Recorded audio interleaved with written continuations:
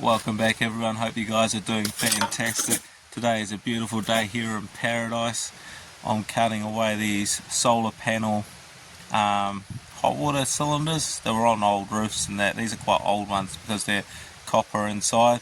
And I've got myself a machete, beautiful old rusty machete. I actually found that years ago under a car seat. Don't know what I was doing there, but hey, it's a free tool. Anyway, I found it's the easiest way to pry off this polystyrene, and as you can see, the knife sticks in there real good. And but the problem I've got is a lot of ant nests have lived in this. It's been here for a year with I think there's one behind me too. Maybe that's got copper in it too. I'm not sure yet. I have to think it might, because it's came from the same place. But yeah, I'm going to pull this out today and get it ready for scrap, because there's a wee bit of money in that.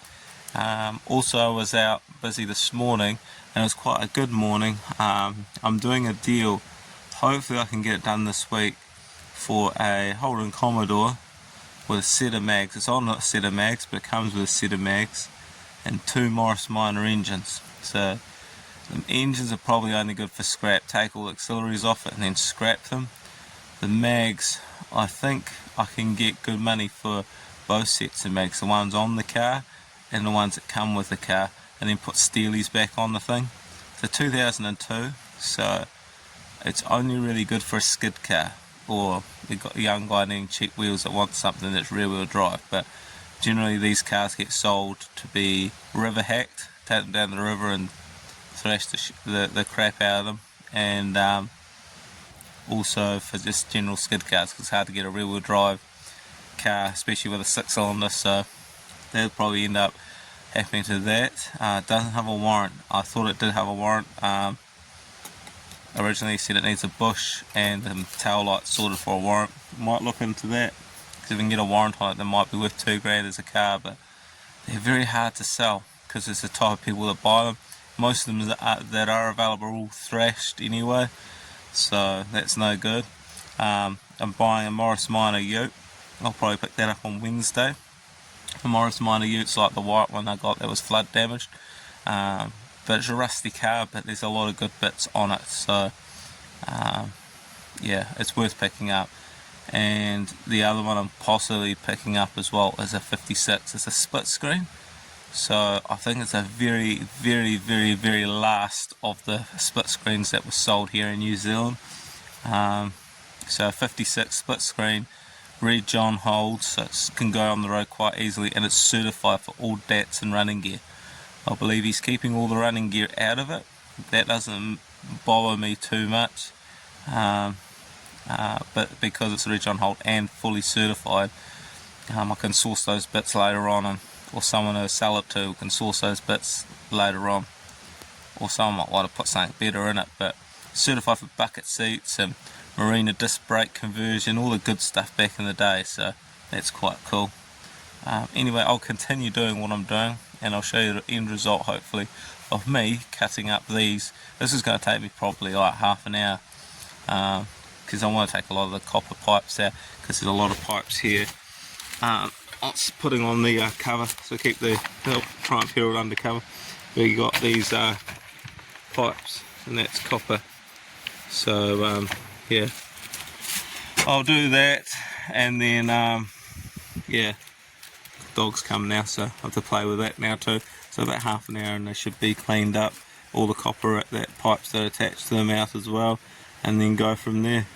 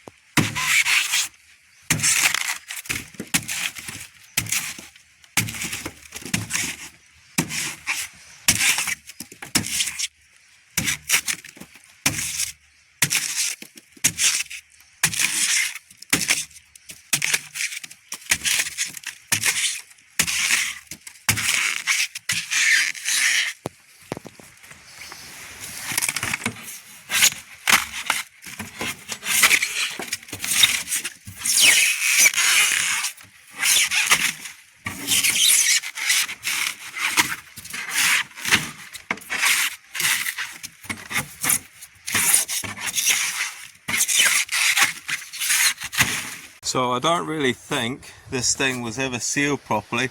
I know they got rid of it because I don't think it worked at all. But you have to remember this is probably from the late 90s, early 2000s, or in the 90s, who knows. But I noticed the green oxidization, that's copper and water. You know, that's how copper oxidizes anyway. But after chipping away at this, I haven't done this, but I don't think this thing was ever going to work. It's split right down the centre.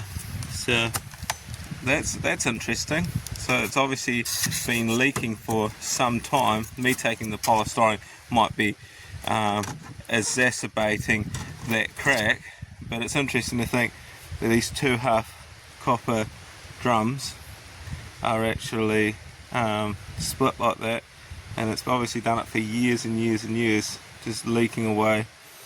And yeah, I just find it fascinating. It might be leaking down that end too, because it's got some oxidization on there too. But a messy job, as you can see behind me, a lot of foam to pick up, and they're just empty copper tubs, so I'll clean them up. It's good money in them nonetheless, but a lot of work for very little copper really. But I'm not doing anything anyway, so this is enjoyable. I don't mind doing this, and it's recycling, so yeah, it's all good. But as you can see, I'm making a lot of mess so far. I've got one here which is cool, but I'll use the machete, put a bag over it, and we'll just run that up and down it and clean it up so it's clean copper. Take all the fittings off it, and then these copper cylinders are going to go in the back of the ute, maybe with the other one if that's got copper in it too, that one there, and yeah, we'll see what happens. It's going to make the ute look a little bit suspect with copper drums on the back of it, but yeah, everything's good. And I've also got this air conditioning unit. It's been degassed and all the rest of it. Did start cutting the copper because it's got copper lines on it, and I'll cut the copper lines off it. And then the radiator is actually copper aluminium radiator, and they go for good money as well. I think it was $3 a kilo, or was it $8 a kilo for copper alloy radiators? I can't remember now, but it's good money nonetheless. And yeah, so I'll get those scrapped on Monday, but I'll continue tidying up the mess, and I might rip into the other one too.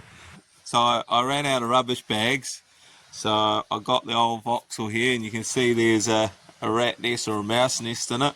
So I thought I'll give them some insulation, because these things have got to go to scrap, and so I need to get all this, as much of this off as possible without scraping all the valuable copper away, and yeah, give the old mice some more insulation, and tidy these up a bit more, because it looks a little bit rough anyway.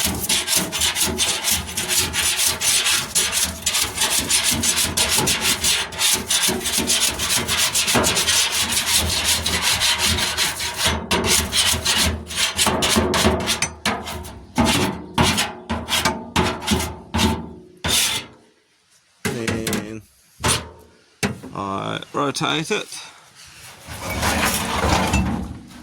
continue on.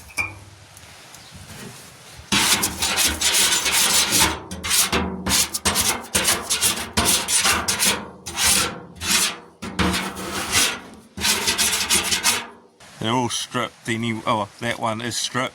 The other one, I did an inspection, just punched a hole in it, pulled a little bit of the polystyrene spray foam back, and it appears to be either stainless steel or an aluminium tank in it, so it's not worth the effort and the mess to pull that one apart. But this one here is copper, so that is good. I've got also the copper part that was part of the solar panel of sorts that sat on the roof, so that there is ready to go. I'm going to call it quits for the day, and yeah, I'll call it quits for the day, and you catch me back